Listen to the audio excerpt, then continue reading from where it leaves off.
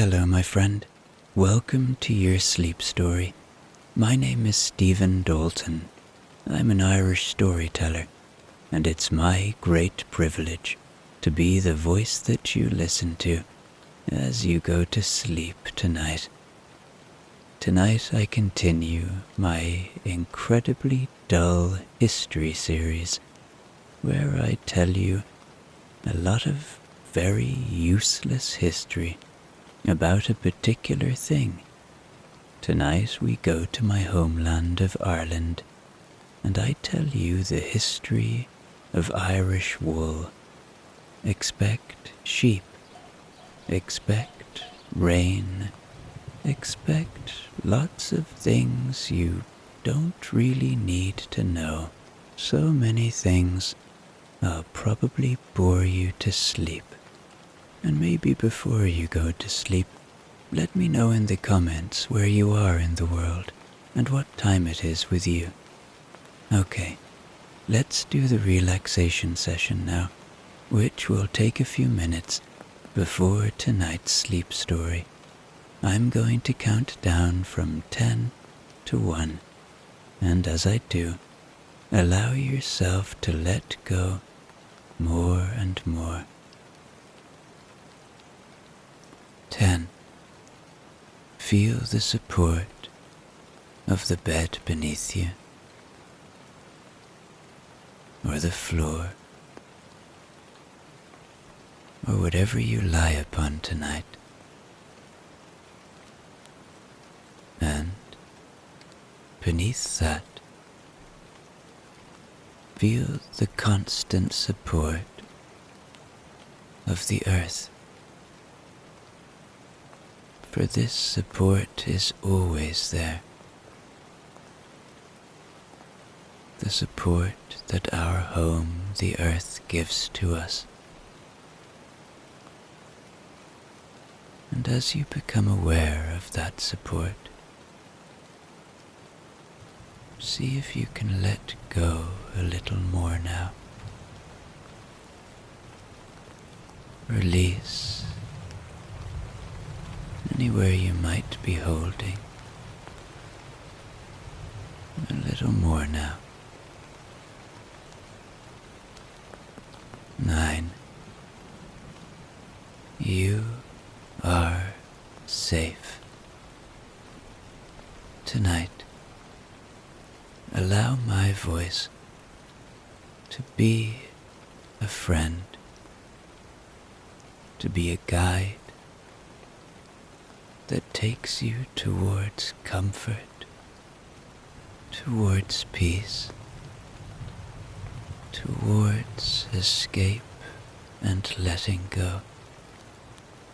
Know this, that my voice will only ever take you to safe places, kind places, places of wonder and magic.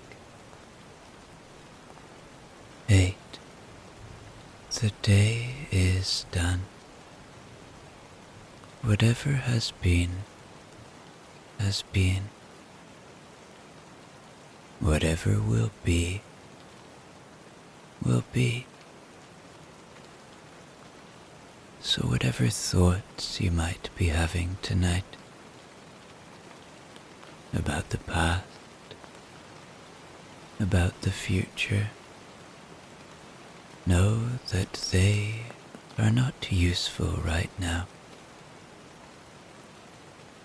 Don't try and fight them. See them for what they are.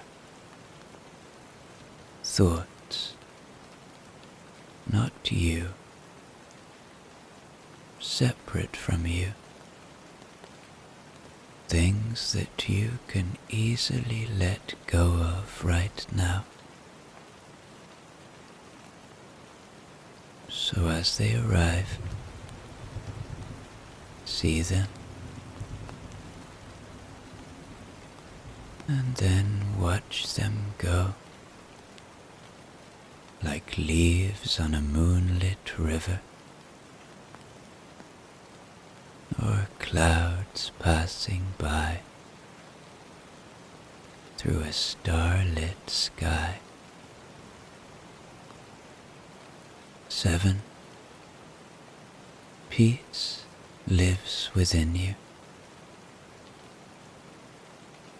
It is always there.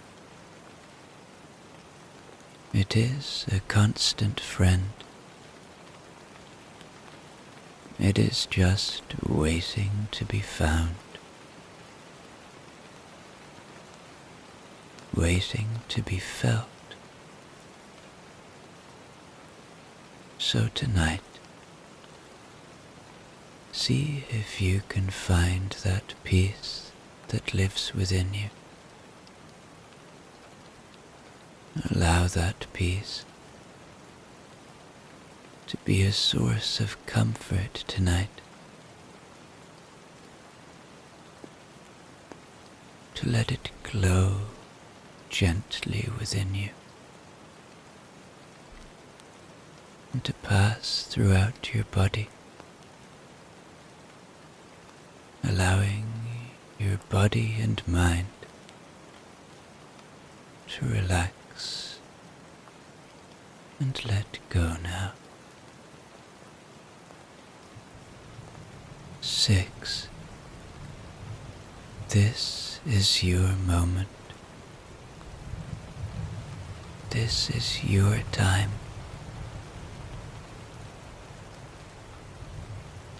You deserve rest. You deserve peace.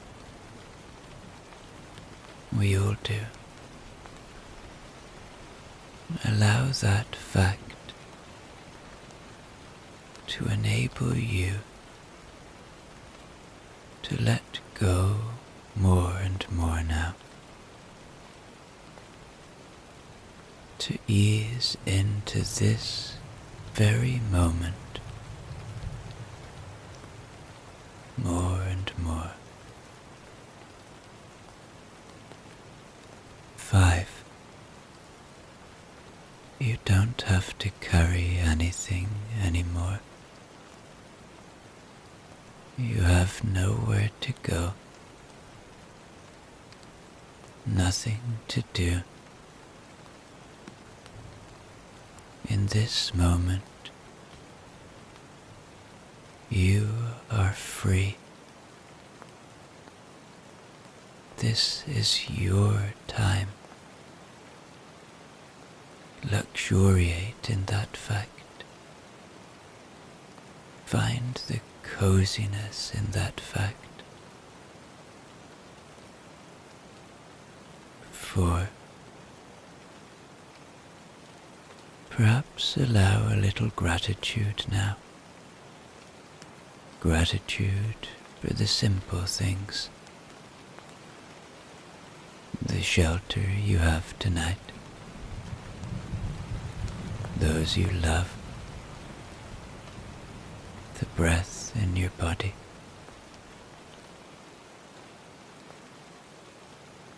3.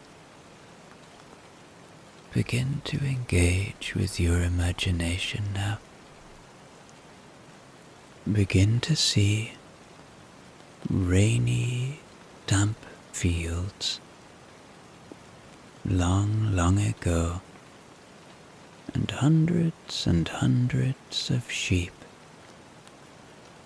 Begin to see woolly jumpers and begin to feel deeply relaxed now as you start to learn incredibly dull history about wool. 2. Checking in with your body one more time now. Your body has worked hard for you today. It's time to give it rest. And 1. Completely letting go now, as I tell you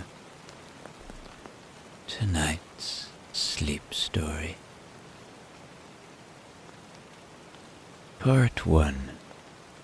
in which a sheep stands still for a very long time, and nobody objects. Long ago, in a time so distant and quiet that even the rain was slower, there stood a sheep. It was not a remarkable sheep. It did not win medals or invent anything, or have unusually good posture. It was just a sheep. And like all sheep, it stood around a lot, occasionally blinked, and spent most of its days thinking vague, woolly thoughts about grass. Now, it is widely believed that sheep were first brought to Ireland around 4000 BC, during the Neolithic period. No one knows for certain how they arrived. They may have come by boat, by raft, or possibly just drifted in slowly, like mist. However, they arrived. They immediately made themselves useful by standing in fields and growing wool, a substance that, while not exciting, is deeply committed to being warm. The Irish wool of these early sheep was not particularly fine. It was coarse, thick, and full of the sort of personality that sticks to your fingers and sometimes to your eyebrows. This kind of wool is technically called double-coated, which means it came in two types: a rough outer layer, useful for keeping the rain out, and a slightly softer inner layer, useful for keeping the wind from creeping up your sleeves. Early humans, who were also not in a hurry, discovered that this wool could be removed from the sheep without harming the sheep in any way. It could be done by hand plucking during natural shedding seasons, or later by using stone tools with all the speed and grace of someone slicing porridge with a spoon.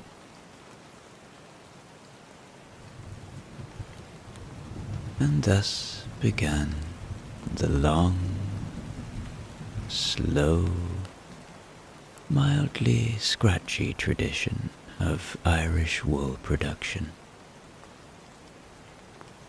Now, wool on its own is not terribly helpful. It tends to cling, frizz, and attract brambles. But with a bit of effort and a lot of patience, it can be cleaned, combed, spun, and eventually turned into things like cloaks, socks, jumpers, and in the later centuries, that itchy scarf someone's aunt gave them for Christmas. The cleaning process, known as scouring, involves soaking the wool in warm water and soap, or in earlier times, other things, but let's not linger there. Not because it's disturbing. Heavens no, it's just terribly uneventful. The wool would be stirred gently, like a stew of fluff, until the lanolin and dirt came loose, leaving behind a pile of damp, slightly apologetic looking fleece. Next came what they called carding, the slow brushing of wool between two wooden paddles covered in tiny wires. This step aligns the fibers and, more importantly, allows the carder to stare into the distance and think about very little for a very long time. Carding was a task best done in the company of others, so one could quietly discuss things like potato varieties, roof thatching methods, or whether or not Tuesday felt longer than usual. Once carded, the wool was ready for spinning. Now, spinning is the sort of activity that seems simple until you do it, at which point it reveals itself to be both slow and quietly triumphant. A spindle, usually no bigger than a carrot, was used to twist the fibers into a single continuous thread. This could take anywhere from a few hours to several lifetimes, depending on how easily distracted the spinner was. Irish women were especially gifted at spinning, which is to say, they had the patience of stone and the hand strength of a blacksmith. Spinning was often done while standing by the fire, sitting on a stool, or walking in a small circle, because they'd forgotten where they put the tea. Once spun, the yarn could be woven or knitted into something useful, like a shawl.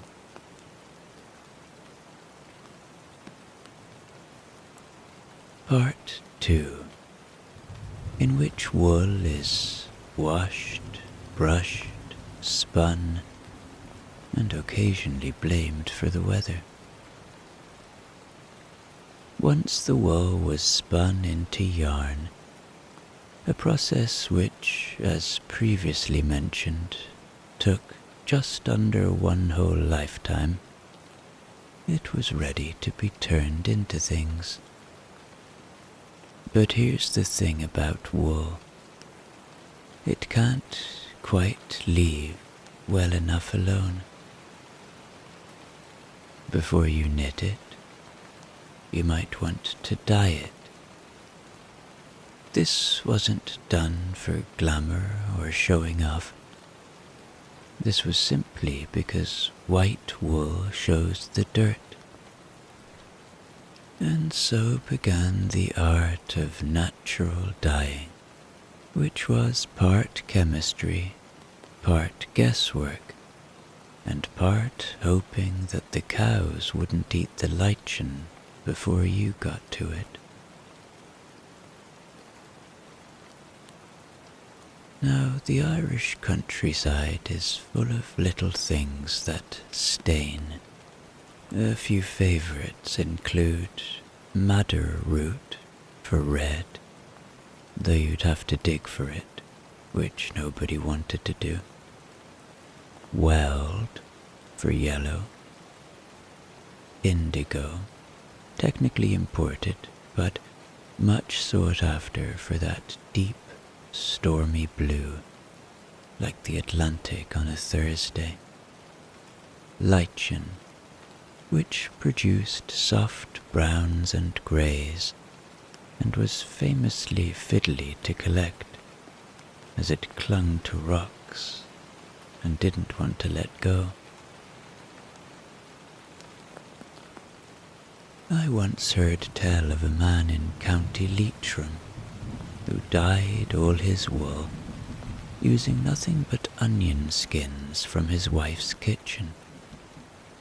He claimed it gave the wool a golden colour, rich as the setting sun over a peat stack. Everyone else said it looked like mustard left out in the rain, but he was proud of it nonetheless. After dyeing came knitting, or in some areas weaving, and this is where patterns began to form.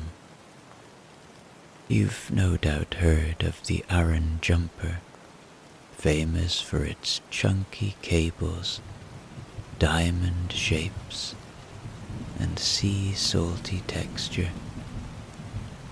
These patterns were often said to represent things: cables for the ropes of fishermen, diamonds for the fields, ladders for the climb to heaven. Now, whether these meanings were true, or invented later by someone who wanted to make a jumper sound more emotional than it really was, is not for me to say. But there's an old story from Inishmaan about a woman named Breed who insisted on putting 7 different patterns into her husband's jumper, one for each of their children, even though they had only 5. When asked why, she simply said, "Well, you never know." Now, Irish wool was not just worn, it was traded. By the late Middle Ages, wool was being sent abroad, often to France or Spain, though the journey there was, in most cases, slower than a snail in a thoughtful mood. Wool was so important that entire laws were written about it. At one point, during the reign of Edward III, you weren't allowed to export raw wool from Ireland without royal permission. Not because the king cared deeply about wool, but because he cared about taxes, and wool was the sort of thing people would smuggle in their socks if left unsupervised. There's a tale told in County Wexford about a man who once tried to disguise a bale of wool as a particularly woolly granny, sitting it upright in a cart, draping it in a shawl, and giving it spectacles. The ruse worked perfectly until the guards asked her a question, and she said nothing. "Ah," they said, "a quiet woman," and waved her through.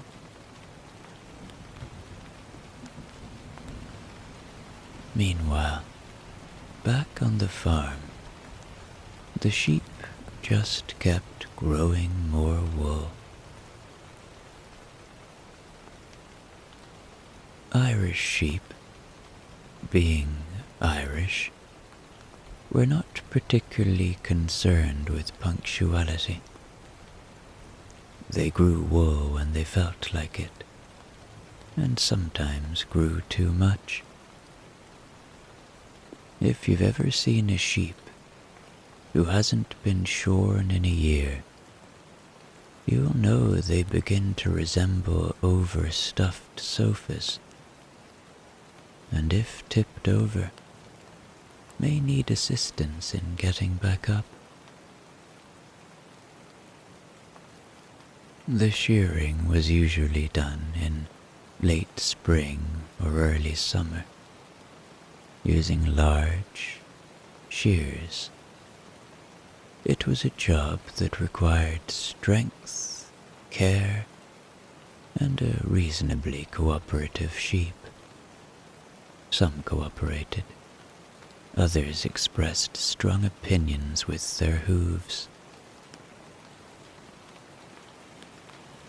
There's a well-known but completely unverifiable story about a man in County Clare who claimed to have shorn an entire field of sheep without a single nick or cut. "I sang to them," he said, "old folk songs, lulled them right off their feet." His neighbour, who'd tried singing to his sheep and been chased into a ditch, found this deeply suspicious.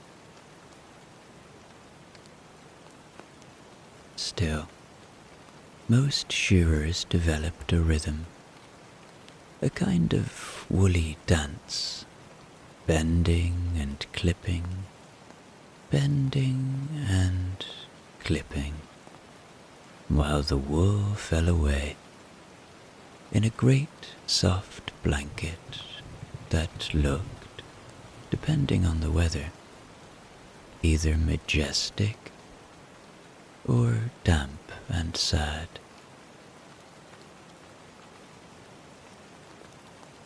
The sheared fleece was then rolled, tied, and stored in great canvas sacks.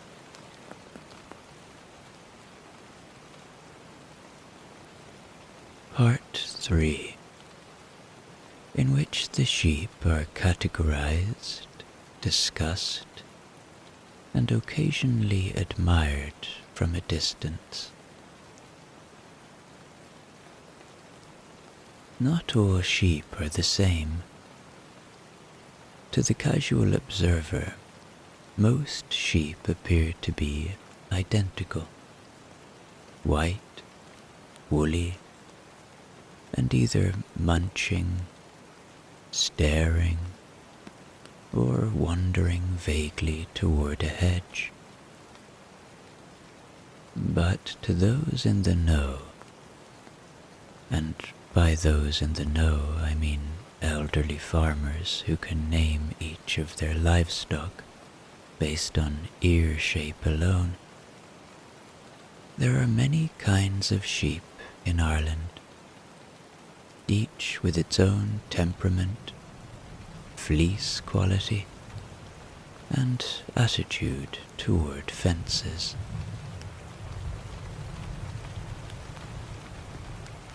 Let us begin with the Galway sheep.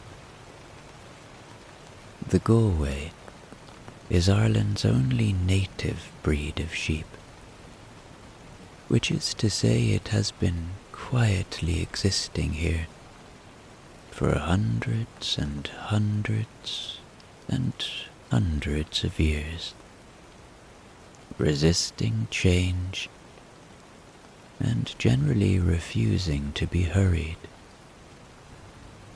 It is a large sheep with a kind, square face and fleece that grows in long, open locks, which is a fancy way of saying it looks like it's wearing a badly organized cardigan. Galways are calm, polite, and a bit posh, often found standing slightly apart from other sheep, as though mentally composing letters of mild complaint about the weather.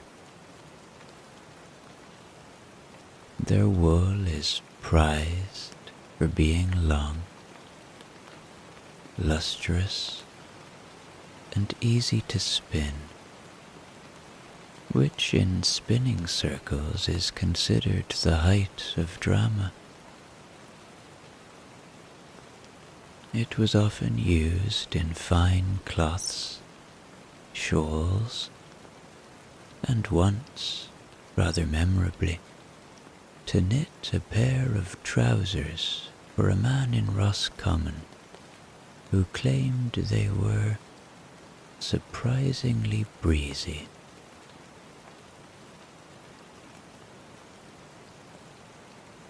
Then there is the Scottish blackface, a breed that should, by rights, be called the Irish blackface, given how thoroughly it has taken over the Irish countryside. These sheep are hardy, independent, and not easily impressed. They grow thick, coarse wool, suitable for carpets, tweed, and anything that must never wrinkle. Black faces are known for their tendency to escape, often seen on narrow mountain roads, perched on impossible ledges, chewing grass with the smug look of someone who knows you can't follow them there.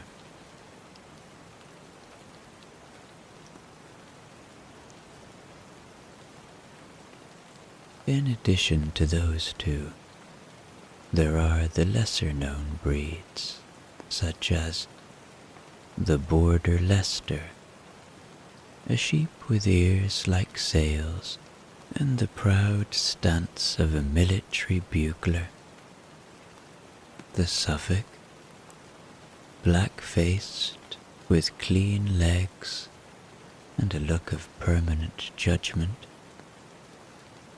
the Roscommon, now rare, but once admired for wool so creamy you could practically spread it on toast.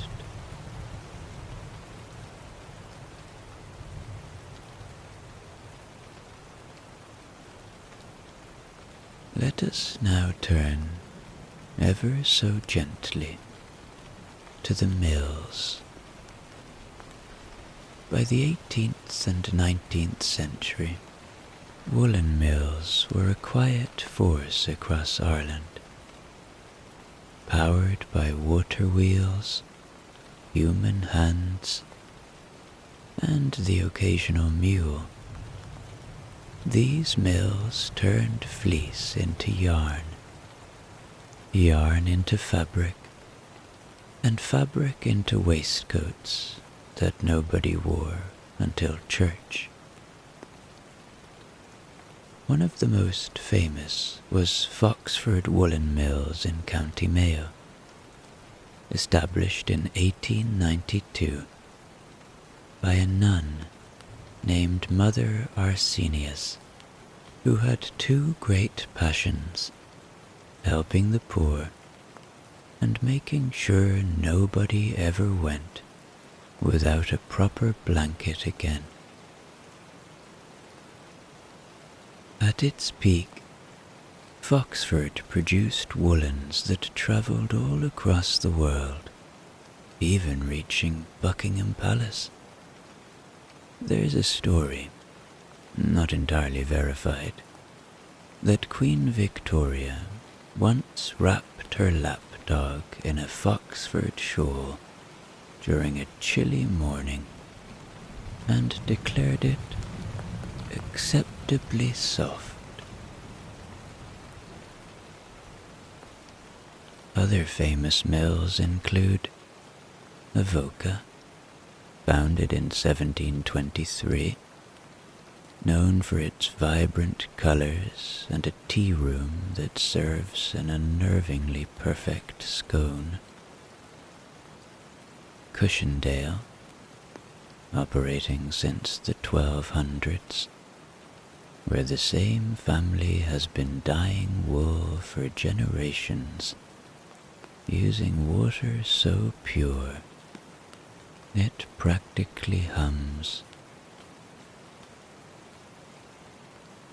Kilcar in Donegal, home to traditional tweed production, slow machinery, and a man named Eamon, who once accidentally wove the entire lyrics of Danny Boy into a scarf. Woolen mills were often the beating heart of a village, though more of a thudding than a beating, really. They employed carders, dyers, spinners, weavers, menders, packers, kettle washers, and, on rare occasions, someone whose only job was to gently hush the machinery if it got too excited.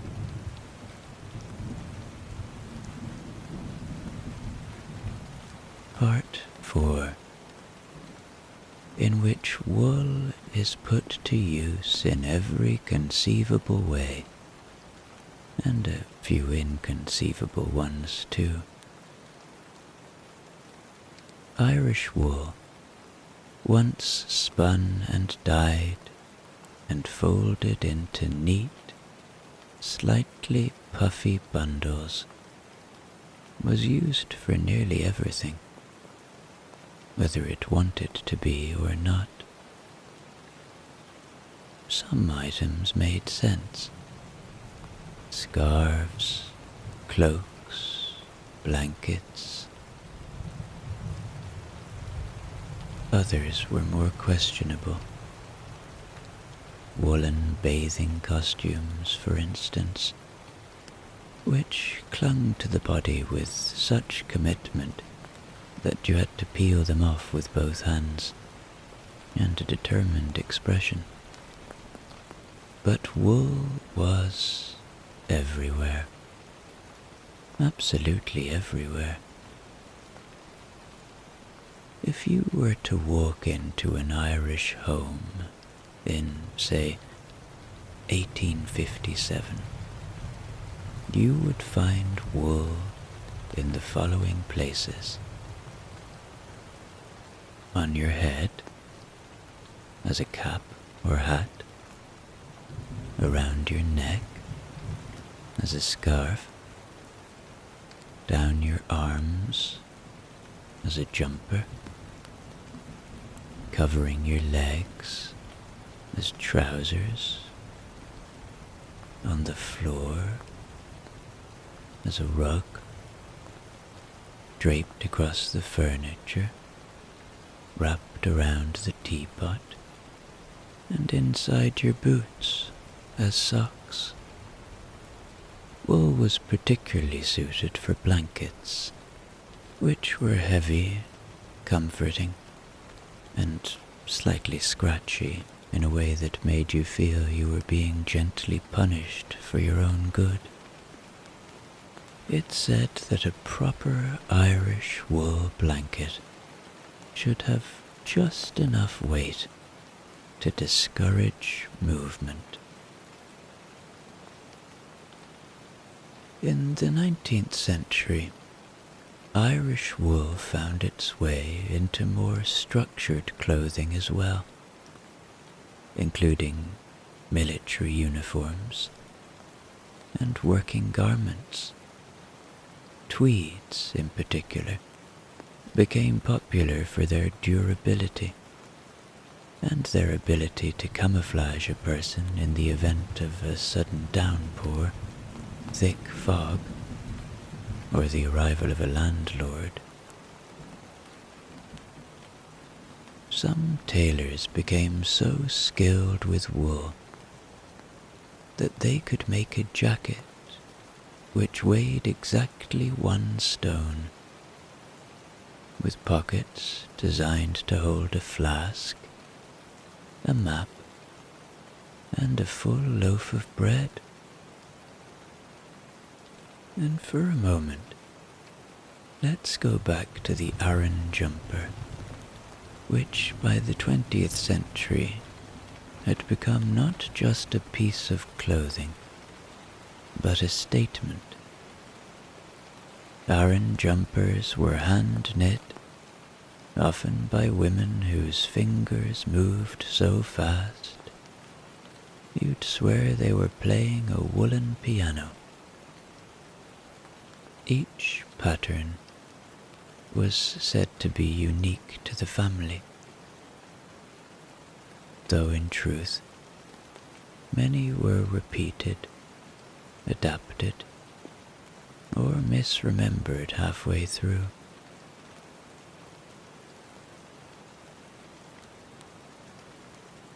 There's a tale from Inisheer, the smallest of the Aran Islands, about a boy who asked his grandmother to knit him a plain jumper. She agreed, but halfway through she grew bored and added 37 decorative twists. When he objected, she said, "Well, you don't have to wear it." And he wore it every day until he left for Galway, still pulling bits of seaweed out of the cuffs. Irish wool has also appeared in unexpected places, as insulation in early refrigerators, as stuffing in horse saddles, as wicks in old-fashioned lamps, as makeshift padding in bicycle seats. A failure, as wool does not enjoy being sat on for miles, and as hair for handmade dolls. Part 5, in which the elderly knitters remember, stitch by stitch, and the past is pulled gently through the loops. In every Irish village, townland, boreen, or wind-swept coastal outpost, there has always been at least one elderly woman with a basket of wool, a pair of needles, and a mysterious ability to knit without looking.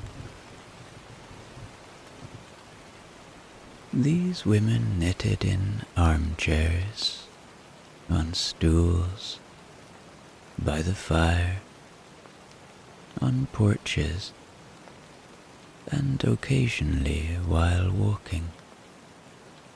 They could purl while stirring the soup. They could cast on during a thunderstorm, and they could fix a dropped stitch with the same expression they used when scolding a grandchild, disappointed, calm, and certain of success. But more than that, these women remembered things, and they wove those memories into every loop. You could sit beside a woman knitting, and she might say nothing for hours. Then suddenly, without lifting her eyes from her needles, she'd murmur, "I once knitted a scarf for a boy who went to America in 1951. I told him to wear it over his heart." And then, just as quietly, she'd go back to counting her stitches. Some said their needles knew more about the family history than any parish register, that the twist of a cable could hold a secret, that every dropped stitch had a story attached. usually something to do with a runaway pig, or a cousin who'd left a door open in 1947.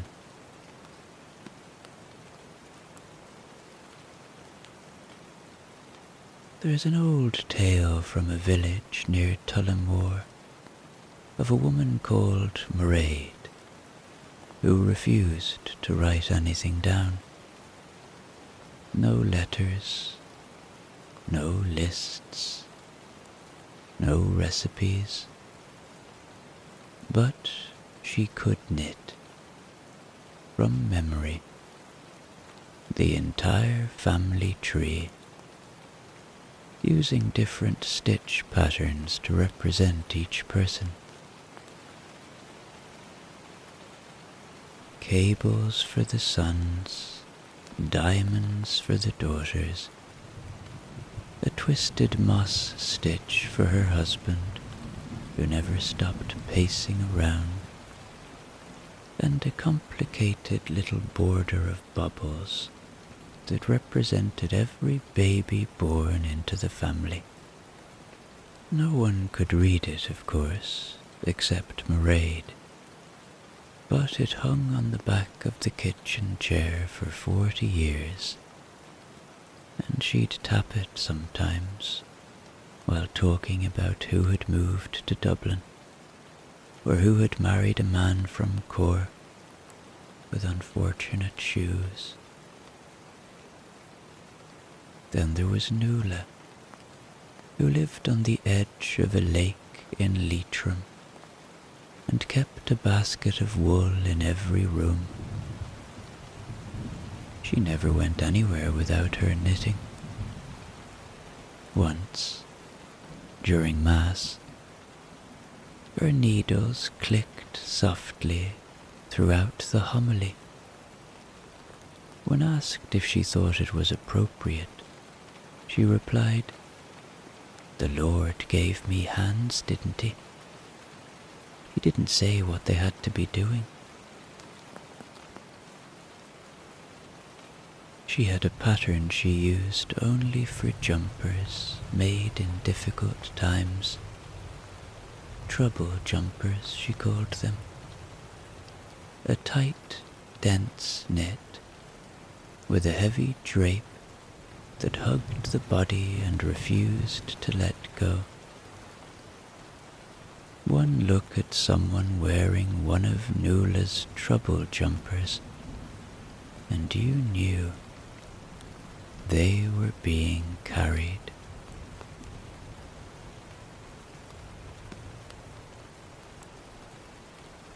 Many knitters claimed to have patterns passed down not on paper, but through demonstration, learned by watching fingers rather than reading instructions. A movement of the wrist, a flick of the needle, a pause at the corner of the row to sip tea and remember where you were.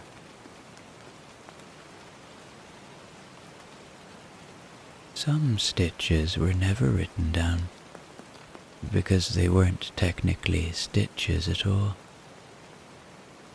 They were little habits, quirks, mistakes that became traditions, a loop left loose on purpose,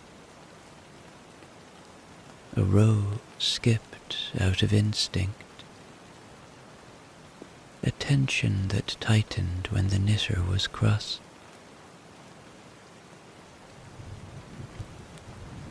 You could feel the mood in the fabric.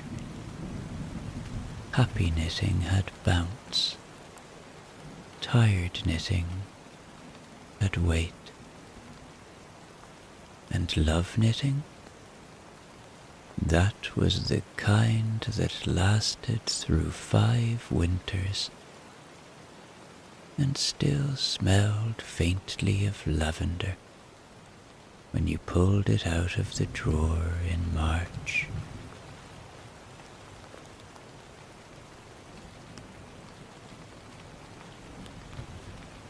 There's a half-true story from Kerry about a woman who knitted a blanket so slowly that it took her 27 years to finish. She only worked on it when someone she loved was sitting in the room. Each square held a memory. The purple one was her sister's laugh. The grey one was the day it rained for 16 hours straight, and no one minded. When she passed the blanket on to her granddaughter, she said, "It's not the colours that matter. It's what happened while I was making them." The granddaughter never used it as a blanket. She spread it over the back of her armchair and stared at it sometimes when she couldn't sleep.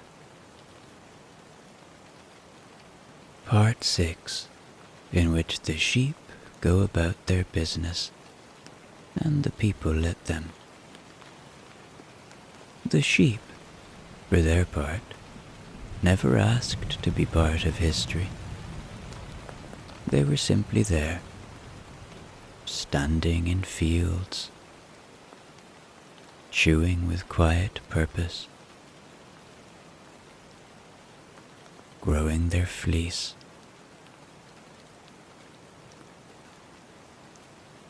They were dependable, undemanding, and deeply uninterested in fame. If you were to ask a sheep for its opinion on the wool industry, it would likely blink at you and return to eating the exact same patch of grass it's been working on since Wednesday. And yet, they shaped entire ways of life.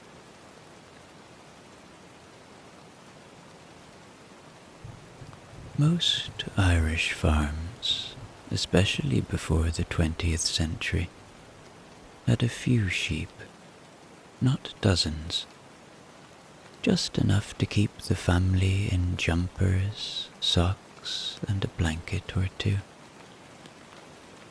These sheep were part of the household, in a way that cows, pigs, and sometimes even dogs were not. They were quiet companions in the background, part of the scenery.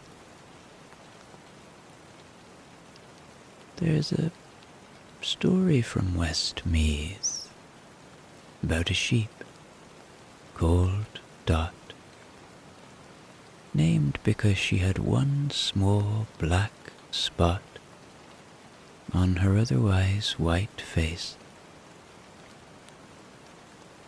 Dot was not formally owned, nor was she exactly wild. She simply lived near a certain house, under the hawthorn tree, and followed the children on their walks at a respectful distance. When it rained, she stood in the old turf shed. When it was cold, she slept behind the barn.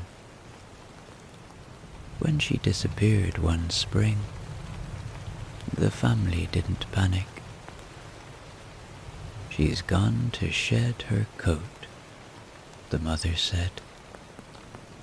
And sure enough, Dot came back weeks later, leaner, shaggier, and proud.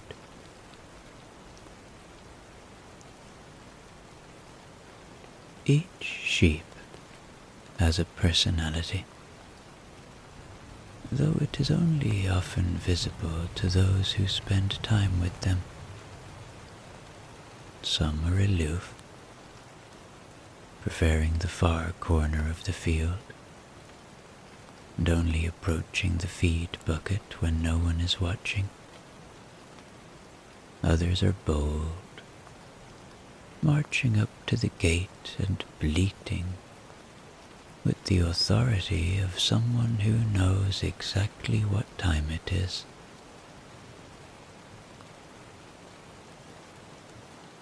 There's a tale from Tipperary of a sheep named Porrig, who developed an affection for one particular farmer's hat. Every morning, when the farmer bent to scoop the feed, Porrig would pluck the cap from his head and trot away with it, only returning it when offered an apple slice. After 6 weeks of this, the farmer gave up and began wearing a different hat. Porrig immediately lost interest.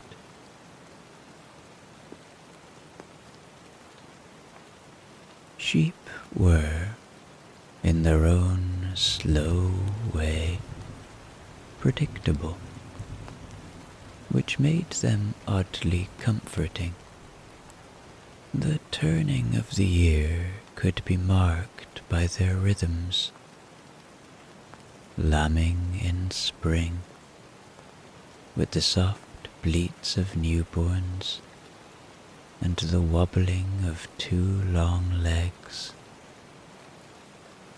Shearing in early summer, when the fields briefly smelled like warm hay and old jumpers. Grazing in autumn, growing thick again for winter. And the long, quiet watch of December, where their wool became a kind of silent resistance against the cold. Sometimes, when the fields were foggy, you wouldn't see the sheep at all. You'd only hear them, distant, vague, and gently critical, like a committee taking place behind a curtain.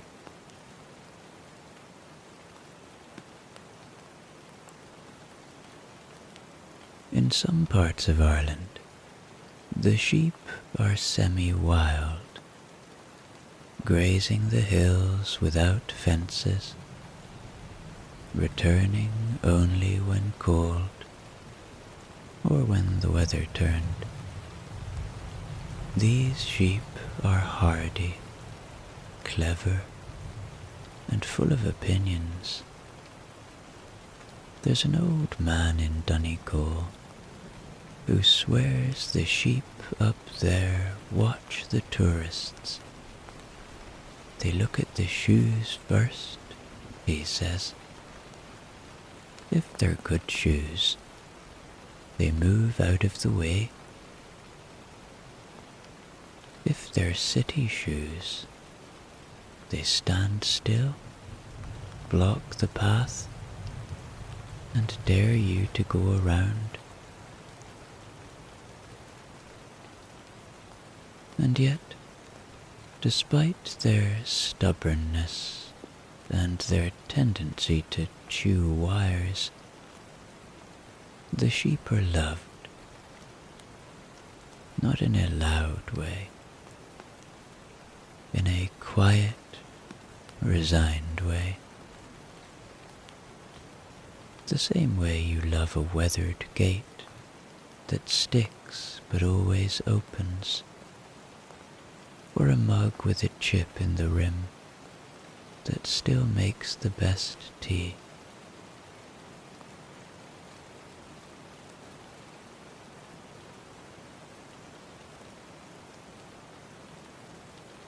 Part 7.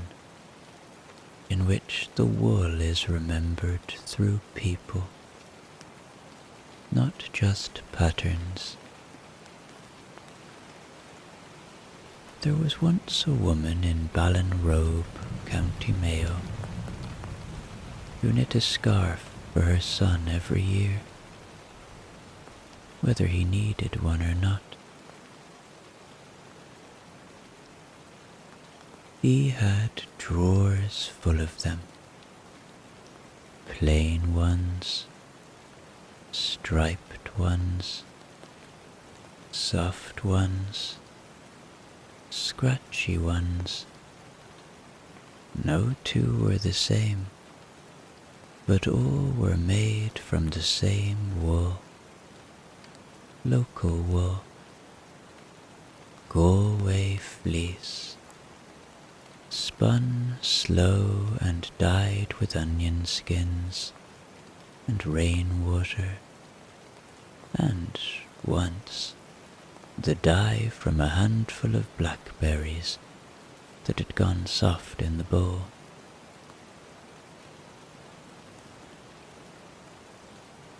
Her son moved to England, and she sent a scarf every winter by post. When he opened the box, it always smelled a little like turf smoke and soap.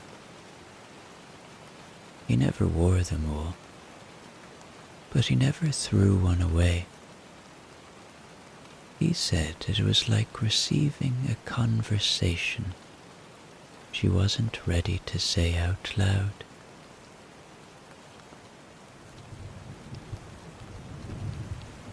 There was once a man in Kilkenny who kept a small flock of sheep, not for profit, not for food, just because he liked the way they looked, walking across the field in the late afternoon. He knew each one by name, though he only ever whispered them. He didn't shear them himself. His hands weren't steady, but he paid a neighbour to do it gently. And he kept the wool in big sacks in the shed. One year, he sent the fleece to a spinner in Galway and had it turned into a blanket. Just one. He used it on the bed in the spare room, even though no one ever visited. He said it made the house feel full.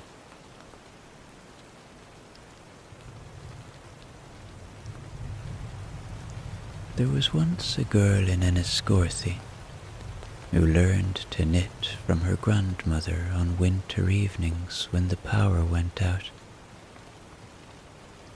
They would sit by candlelight, the younger fingers clumsy, the older ones sure and slow.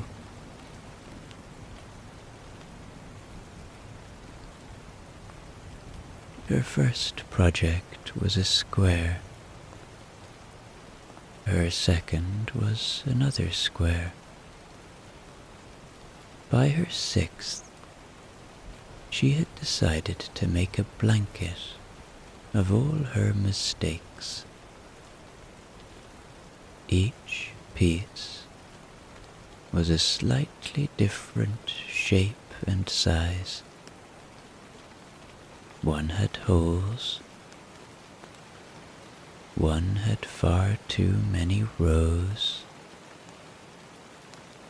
Her grandmother helped her sew them all together.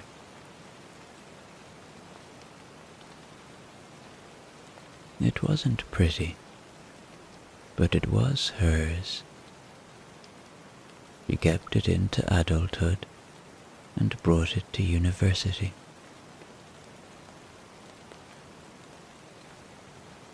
Part 8, in which wool faces a few enemies: modernity, nylon, and central heating. By the time the 20th century rolled in, Irish wool had already lived through approximately 1,000 years of being slightly too damp. It had been spun by nuns, worn by monks, chewed by sheepdogs, and flung across hedges in a rage by farmers who couldn't get the twist right. It had been dyed with bogwater and beetroot, buried for safekeeping during invasions, and once used as a makeshift bandage by a man from Sligo who insisted he wasn't crying, it's just the wind. But now things were about to change, fast. The year was 1922. Ireland had just gained independence, which meant that for the first time in centuries, it could begin ignoring its own problems rather than someone else's. And one of those problems, to the alarm of precisely, nearly anyone, was wool. You see, people were starting to notice that wool, though noble, historic, and a little bit itchy, had competitors. One of the biggest being nylon. Nylon, that smooth, smug little impostor, had glided in from America like a guest at a village fair who doesn't even pretend to enjoy the brown bread. It didn't scratch. It didn't shrink. It didn't smell like wet goat. And worst of all, it could be dyed any color, including lurid, unnatural shades like mint green and space pink. It was everything wool was not: slick, synthetic, and scandalously ungrateful. Meanwhile, wool was still doing what it always had, shrinking when provoked, sagging when left unsupervised, and clinging to strange odors. And yet, in small, stubborn corners of Ireland, it held its ground. Let us now pause for a brief and unrequested exploration of the Irish wool sock, particularly in Donegal, where entire family fortunes were once built on the ability to knit a pair that didn't fall apart on the second wearing. A proper Donegal sock, it must be said, is not an item of clothing so much as a warning. It is thick, grey, and aggressively textured. If you accidentally leave it on a radiator, it will smoke.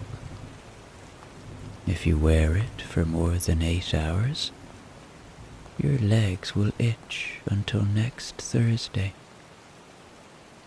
And if you run in it, you will fall over, which is why no one in Donegal has run anywhere since 1873. But Donegal didn't care. In the 1950s, they had bigger ambitions. Export. Soon, Irish wool found its way to London, Paris, and even briefly to Cleveland, Ohio, where it was sold in small department stores under names like Gaelic Charm and O'Hennessy's Homely Wearables. American consumers were intrigued.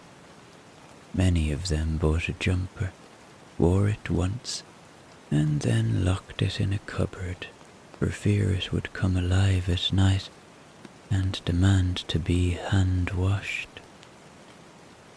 Now, here is where the story becomes very, very slow, because at this point, government boards got involved. No tale of Irish wool in the 20th century would be complete without mentioning the Wool Marketing Board of 1951, which sounds like something out of a spy novel, but in fact mostly involved tea, stamps, and filing cabinets that groaned like old wardrobes. The board's purpose was to standardize and promote the quality, use, and image of Irish wool. This meant publishing pamphlets that nobody read, encouraging farmers to grade their wool, which caused at least 14 family feuds and one fist fight at a sheep fair in Ballinasloe. Inventing new terms such as Grade B greasy crossbred ram's wool, which nobody understood, but which sounded just complicated enough to be taken seriously by the EU. By the 1970s, wool was in crisis again. Central heating had arrived. Radiators were everywhere. The Irish no longer needed to wear 7 jumpers and a dog blanket to survive the winter. This wasn't great for the wool industry. In 1974, there was a widely ignored protest march in Cork, where participants wore nothing but hand-knit hats to symbolize the erasure of rural warmth. The march was damp, poorly attended, and ended due to a severe chafing incident. Still, wool did not vanish. It adapted. Some of it became tourism. Enter the Aran sweater boom of the 1980s, a decade during which no American tourist could leave Ireland without purchasing something knitted by someone's aunt in a coastal cottage with a turf fire and a mysterious cat. These jumpers were not only garments, but also stories. As mentioned earlier, each stitch supposedly symbolized something. Cable equals the fisherman's ropes. Diamond equals the farmer's fields. Honeycomb equals bees, though there weren't many bees in Aran, but it sounded poetic. In truth, most of the patterns were made up on the spot by women who'd been knitting since the womb and simply wanted something interesting to look at. But tourists loved it. There are still thousands of Aran jumpers scattered across America, tucked away in wardrobes, worn once for a St. Patrick's Day photo in 1989, then never again. Part 9, in which Irish wool, having survived almost everything, simply carries on. By the time the 20th century had stumbled into its second half, wearing synthetic trousers and pretending not to sweat, Irish wool was no longer fashionable, revolutionary, or even very useful. But it was still there, still hanging in the hallway, still folded in presses, still prickling the necks of grandchildren, too polite to complain. And that, in a way, was the whole point. Because wool in Ireland was rarely about fashion. It was about persistence. For centuries, it had clung on through famine, dampness, British tax policy, and moths. It had been woven in stone cottages by firelight, spun by hand on wheels, passed down through generations, and worn by people who didn't always have much else. It kept the wind off fishermen, the cold off soldiers, and the silence off lonely rooms. Even as central heating crept into houses like a smug second cousin who'd won the lottery, wool refused to leave. It remained in the form of itchy jumpers that your uncle still swore by, in the stiff, shrunk hat your father refused to throw out, in the blankets your mother folded and refolded every spring, even though no one had used them in years.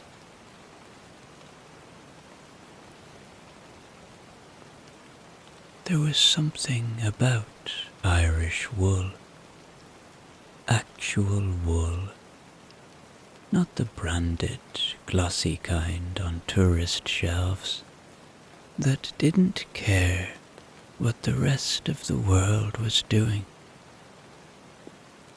It didn't need to be admired. It didn't even need to be worn.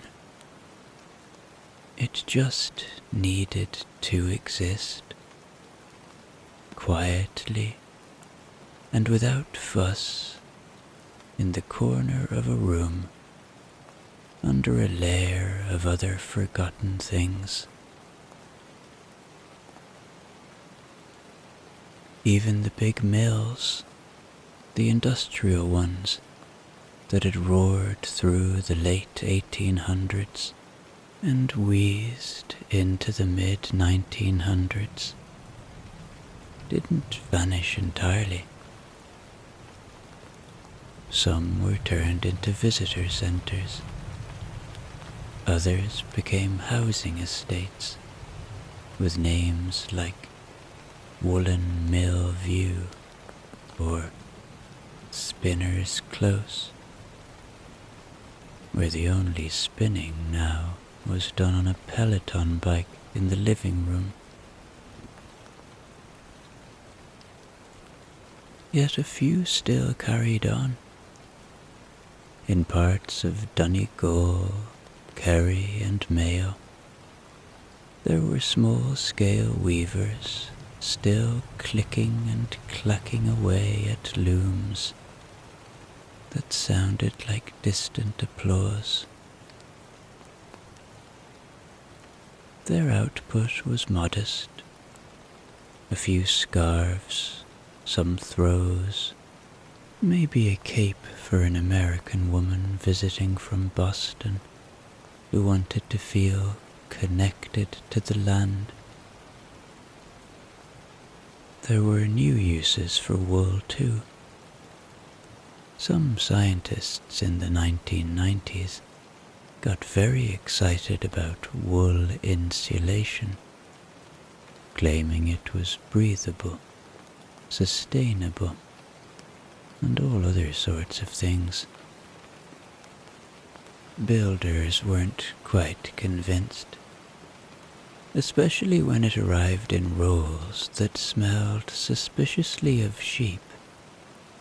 But the idea stuck around, because that's what wool does. It sticks around. At some point, someone tried to make a mobile phone case out of Irish wool.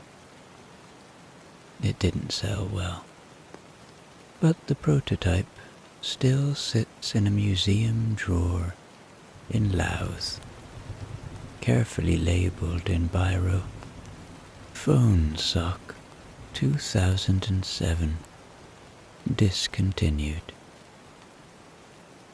There were exhibitions, grants, and government-backed schemes to revitalize traditional crafts. These usually involved laminated flyers and photographs of cheerful people holding spindles. But behind the marketing, the truth remained. Irish wool had already done its job. For over 1,000 years, it had kept people warm. That was enough.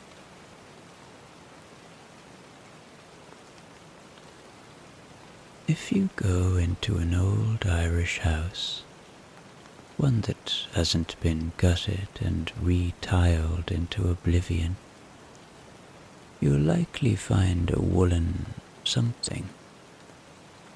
A blanket, a jumper, a balled-up sock.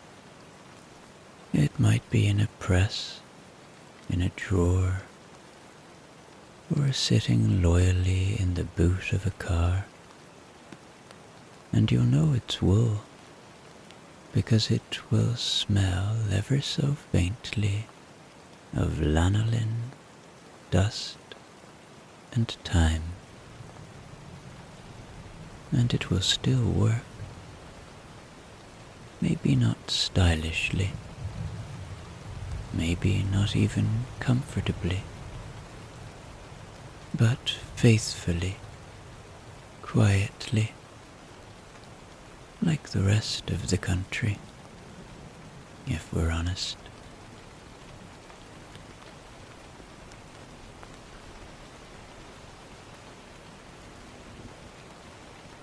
Part 10, in which wool goes to school, gets slightly lost, and ends up on the radio.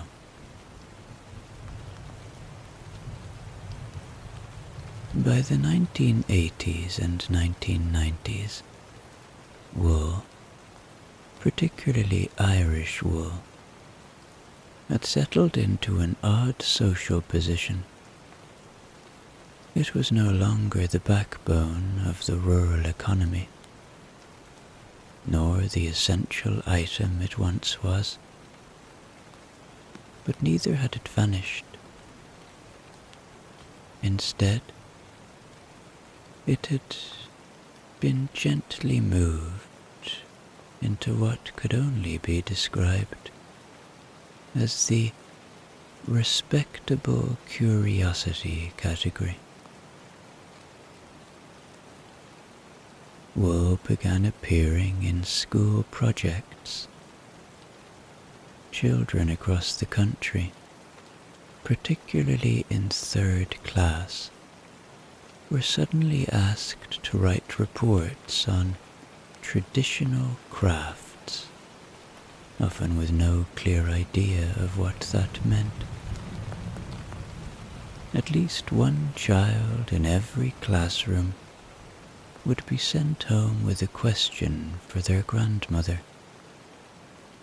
Did you ever card wool? Or, spin it? Or know someone who did? This led to a minor cultural revival, entirely driven by 8-year-olds and confused pensioners. Teachers, not wanting to appear uninformed, began scheduling wool-themed school trips. One particularly ambitious principal in Carlow attempted to bring her entire 4th-year class to a functioning sheep farm for a full shearing demonstration, only to have the event derailed when one of the sheep fainted from the attention, and a boy named Aran declared he was ethically opposed to lanolin. Around the same time, local radio rediscovered wool. Late-night programs with names like Our Heritage Hour began featuring elderly weavers who were startled to discover that anyone still cared. There was a woman in Roscommon who became briefly famous after she recited an entire half-hour monologue on spinning wheels without taking a single breath. The recording was accidentally broadcast 3 times in 1 week due to a technical error, and gained a small but devoted following in the Netherlands. Wool was beginning, in a very quiet way, to flirt with nostalgia. It wasn't just the blankets and jumpers anymore. It was the memory of the sound the spinning wheel made in your aunt's kitchen, the feeling of a damp sleeve on a walk home from school, the way the old shop in town used to sell skeins of wool in soft pastel colors that only grandmothers and infants could wear convincingly.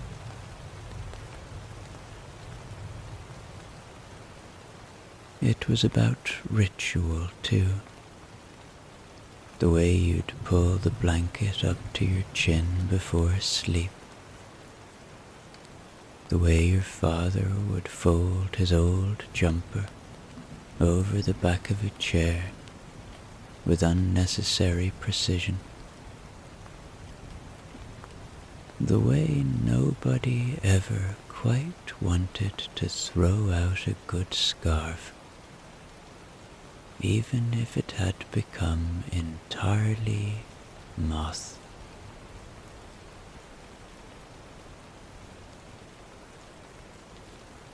This is the real reason Irish wool has lasted so long. Not because it's warm, not because it's practical, but because it's full of tiny personal habits, things that don't seem important until they're gone, and then you miss them terribly.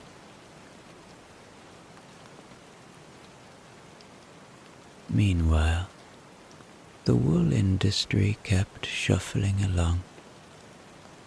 There were annual conferences, usually in Galway, always damp. Experts in heavy coats would gather in community halls to discuss things like market resilience and modern strategies for sustainable fleece scouring, while drinking tea from paper cups and watching someone fail to connect a laptop to a projector for 45 minutes.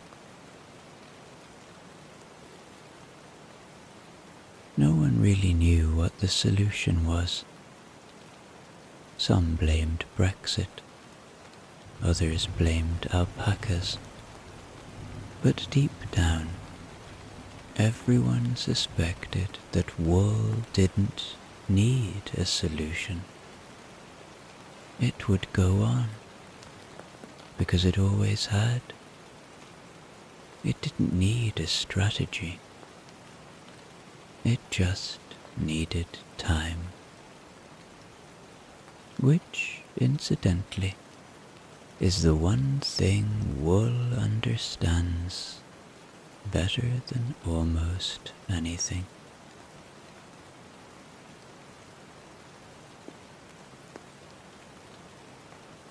Part 11, in which wool goes abroad, comes back, and settles into the edges of Irish life.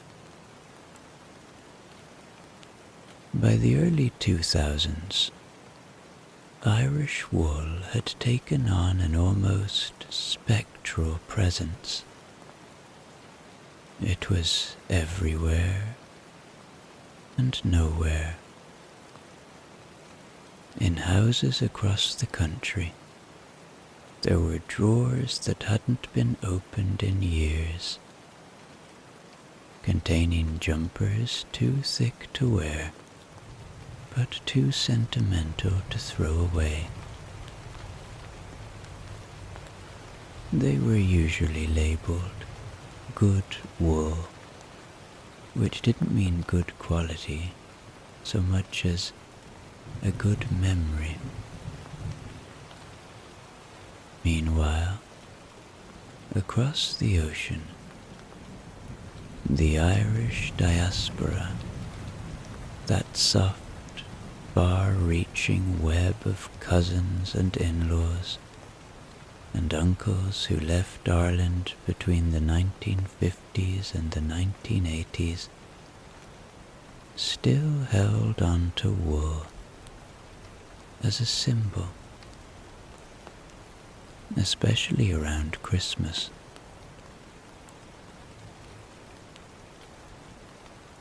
Every year, Irish families living in Boston, Sydney, Toronto, and Brussels would receive boxes from home. Inside, beneath the brown paper and the customs form that declared gift in shaky handwriting, there would almost always be wool.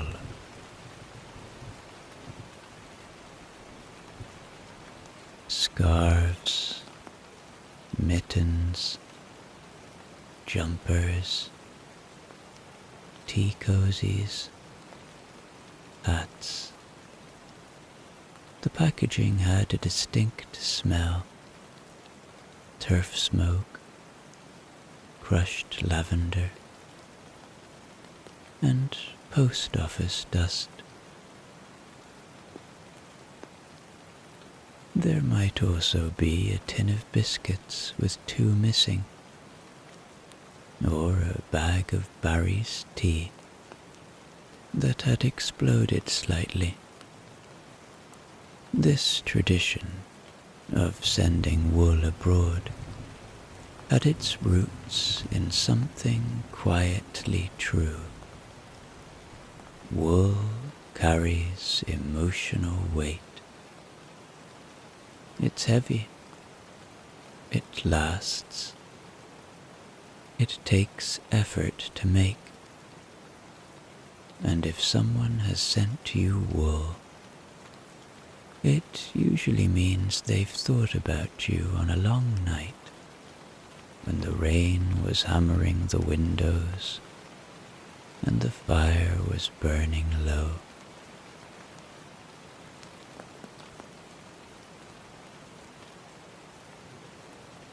Back in Ireland, actual wool production was limping along.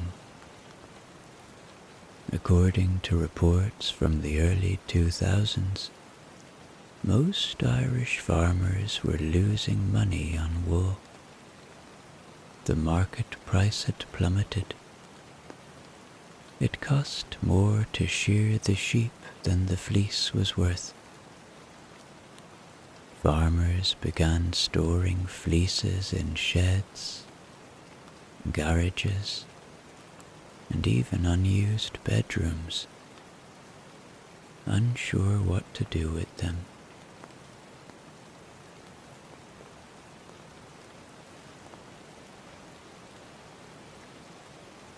And yet, the wool kept coming. The sheep didn't care about markets. They kept growing fleece, thick and yellowish and full of bits of burr.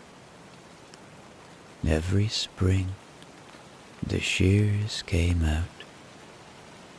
Every summer, the bags filled up. The wool might have been practically worthless, but shearing was still necessary for the sheep's health, for tradition, for the simple rhythm of the farm.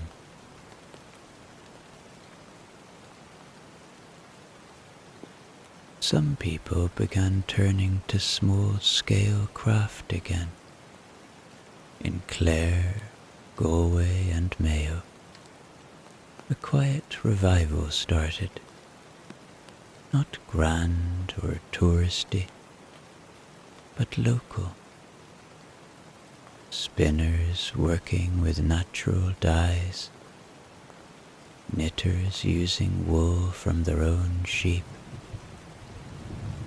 weavers' workshops offering classes to people who wanted, more than anything, to feel connected to something tactile, something slow.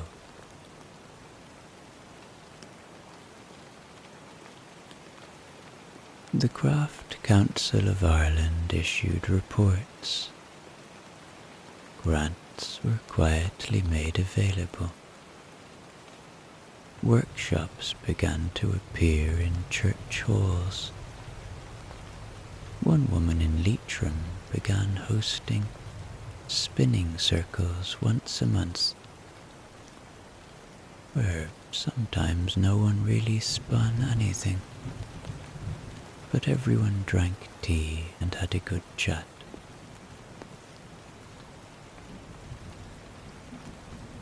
By 2015, wool was making a comeback.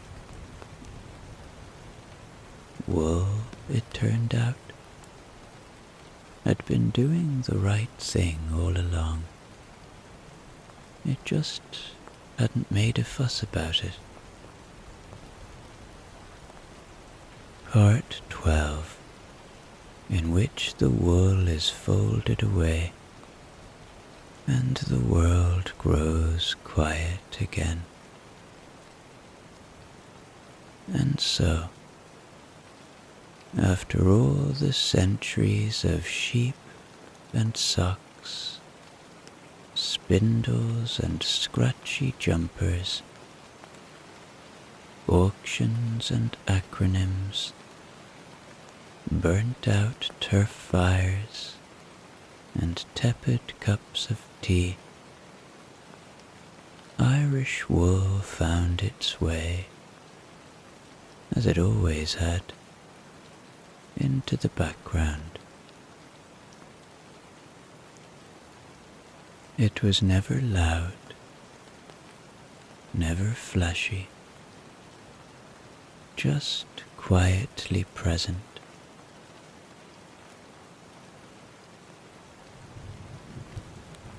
In a cottage, not unlike the hundreds still scattered across Kerry or Clare or along the curve of Loch Corrib, there is a press near the kitchen table. The door creaks a little when it opens. Inside are woolen things.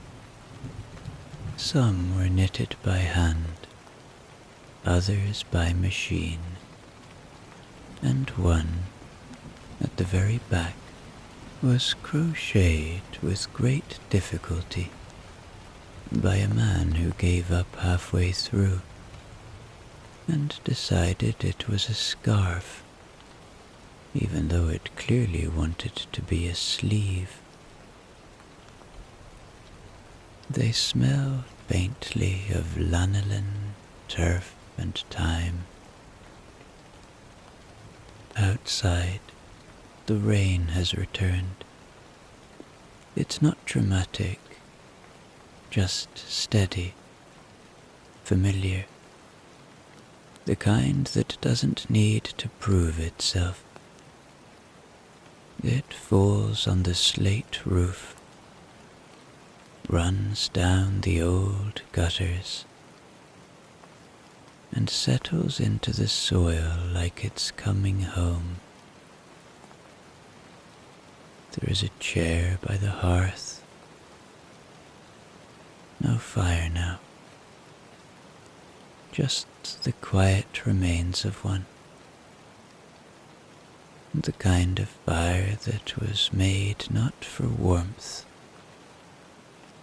but because it felt wrong not to light it. Hanging over the back of the chair is an old cardigan, grey, lumpy, and nearly immortal. No one remembers exactly who knitted it, or when, but it's still worn, especially on evenings like this, when the wind makes the windows flex a little, and the kettle seems to whistle of its own accord.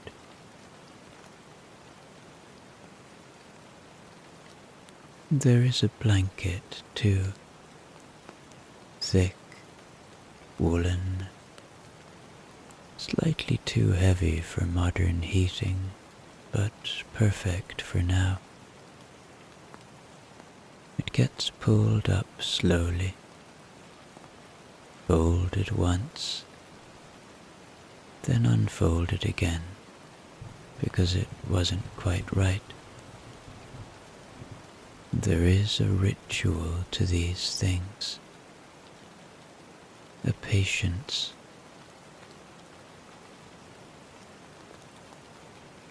And when everything is in place, the cardigan on the chair, the blanket over the knees, the last cup of tea going lukewarm on the table, the silence comes in properly. Not the absence of noise, but the presence of stillness.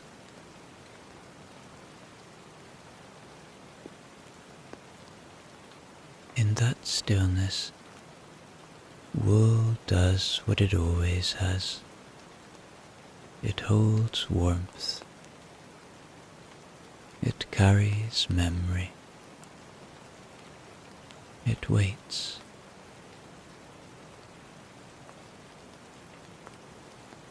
And in that room, someone lets their eyes fall closed. Not for any particular reason, just because the day is finished and the wool is warm and the sound of the rain is the only sound left.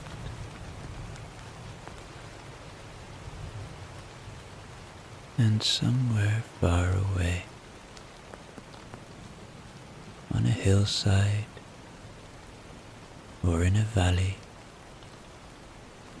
or behind a crooked gate, the sheep keep grazing in the dark, growing next year's fleece. And that really is the end. Or rather, it isn't. Because wool never ends. It just settles in